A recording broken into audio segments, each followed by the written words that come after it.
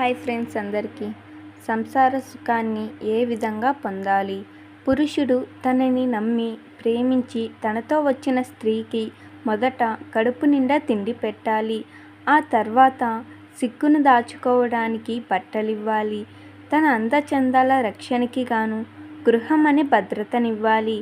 ఆ తర్వాత రాత్రి అందే కలవాలి. పగలు సంధ్యా సమయాల్లో స్త్రీ వద్దకు శృంగారము కొరకు వెళ్ళరాదు. తనకన్నా పెద్ద స్త్రీ లేదా గర్భవతితో శృంగారం నిషిద్ధం.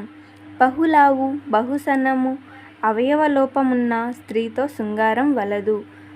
గురు ప్రదేశములోను దేవాలయ ప్రదేశములోను యజ్ఞయాగాదులు జరుగుతున్న ఆయా ప్రదేశాల్లో స్త్రీకి దూరంగా ఉండాలి.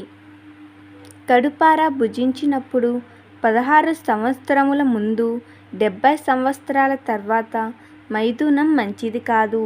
స్త్రీ పురుషుల కలయిక ప్రకృతి సిద్ధంగా ఉండాలి. తారుమారుగా శృంగారం చేస్తే తారుమారు సంతానమే కలుగుతుంది. మగవాడు పడకపై కుడి పాదం పెట్టి ఎక్కాలి. స్త్రీ ఎడమ పాదం పెట్టి పడకపై రావాలి. సంసార సుఖాన్ని మధురంగా అనుభవించాలి. ఈ వీడియో కనుక మీకు నచ్చినట్లయితే లైక్ చేయండి, సబ్స్క్రైబ్ చేసుకోండి.